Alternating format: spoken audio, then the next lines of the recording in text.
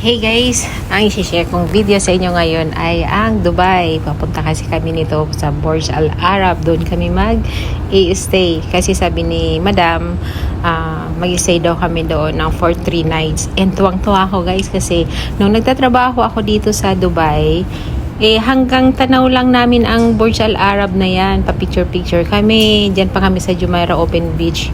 Nagpapa-picture. And ngayon, bilang isang nani nila, di ba nakapag-stay ako dito sa Burj Al Arab. Ayan guys, papunta na kami niyan sa loob.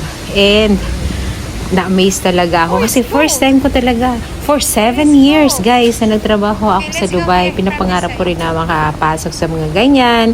Pero 'di ba dahil may mga hindi ka naman pwede basta-basta makapasok. And ngayon, ayan, nakapasok na ako sa Burj Al Arab. And ayan, nag-check-in pa lang sila madam dito para sa aming room. And ang ganda talaga ng Burj Al Arab. Ayan, napaka-amaze.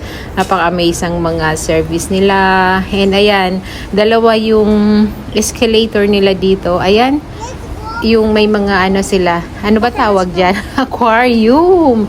And look at yung, ayan ang ganda-ganda. Ayun, sobrang ganda talaga guys. Talagang amazed na amazed ako nung sabi ko, hi. Sabi ko, feeling na lang talaga. Kahit feeling man lang, ayan, naranasan ko ang mag-Burj Al Arab. And hindi lang kami naging ano dito guys, 3 nights. Ang nangyari, 15 days pa kami dito na nag-stay. And ayan, dito lagi kami sa fountain na yan, nag-i-stay ni Tichens. Kasi si Tichens, gustong-gusto niya yung fountain. And kapag every hour kasi guys, parang pumuputok yan. Ayan, yung ano na yan, yung fountain na yan. And ang ganda-ganda. And kapag yung mga service, guys, may mga Pilipino din dito. And nakaka-amaze kasi syempre sabi niya, ay buti pa kayo, dito kayo, ang tagal-tagal nyo na dito sabi niya, ginawa nyo ng ito, sabi niya, kasi sabi nila, isa ito sa pinakamahal na hotel dito dyan sa Dubai. And ayan, sabi ko, ayan, siniswerte rin naman kahit papaano nakapunta dito. And 15 days pa guys, and hindi ko talaga ma-imagine ang medyo malaki yan, medyo malaki kasi i-share ko, ipapakita ko rin sa inyo guys yung room kung saan kami nag-stay. Nasa 13th floor kami nag-stay, isang buong apartment talaga, parang apartment siya, ay mas malaki pa sa apartment guys talaga. And sabi nila, gold daw yan, gold. Hindi naman yata gold ito, siguro may gold talaga yung siguro sa mga shake, ganyan. Pero yung mga yung mga pinarerentahan lang, siguro hindi naman siya gold. Pero yung sa may shake kasi talaga siguro, yun ang gold. Ito yung room, ayan. Dito to lang sa baba guys. Kung makita ninyo, ang laki na space na yan. Sabi ni Amo, 300 square meter tong room na to. Kasi pag papasok pa lang yan, may sala na. Ayan, papasok na naman. Parang may sala na naman. Ang laki, di ba? Makikita nyo, napakalaki talaga. Ang laki-laki talaga ng room na yan. Ayan, may TV. Tapos yan, dyan ako. Dito lang ako sa baba natulog guys. Ayan, yung dining room nila.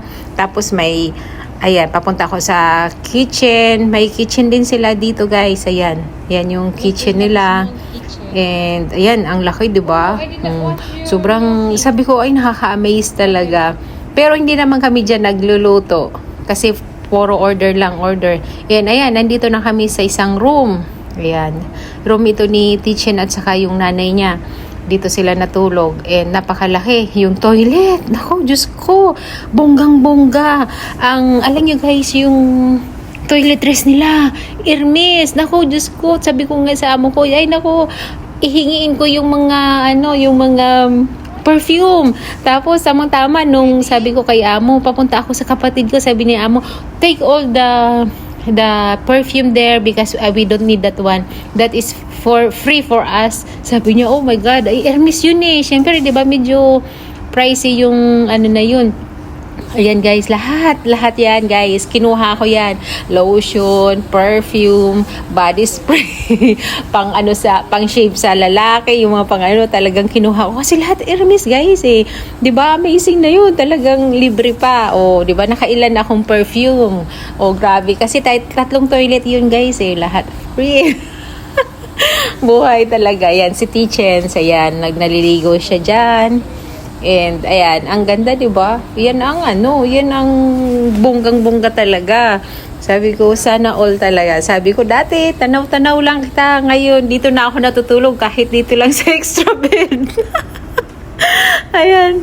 Oo, 'di ba? O bongga-bongga din. Ito yung dalawang lalaki. Doon sa isang kabila hindi na ako nakapunta kasi syempre private yun ni bossing namin eh, syempre. Ayan, dito pababa na kami ulit. Yan, yung ganda-ganda ng toilet nito. Oh. Sabi ko, bonggang-bongga naman ng toilet. Ang ganda talaga, grabe. Sabi ko, wow, nung una ko palang kita guys. Sabi ko, wow, ganito pala talaga yung mayayaman. Talaga mag-i-spend sila ng pera para makaano lang sila ng, yan, ganito karangyak. Tapos kapag pumupunta ka pa kami guys sa sa mga restaurant nila, ang bonggang-bongga. Ito naman, sa likod yan guys ng itong Burj Al Arab. Iyan ang likod ng Burj Al Arab. May beach sila.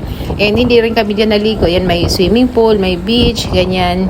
Hindi rin kami naligo dahil sa sobrang lamig. Ayan. Yan, ikot-ikot lang kami dyan ni Tichens. Ikot-ikot lang kami. Pero sobrang ganda talaga dito sa Burj Al Arab. The best talaga guys. Ito yung the best na experience ko sa pagtatrabaho ko dito kila Madam. Although nakapunta na ako ng Maldives, nakapunta na ako sa lahat-lahat. Pero Maldives hindi ako masyadong na-amaze kasi may mga ganda beach sa Pilipinas.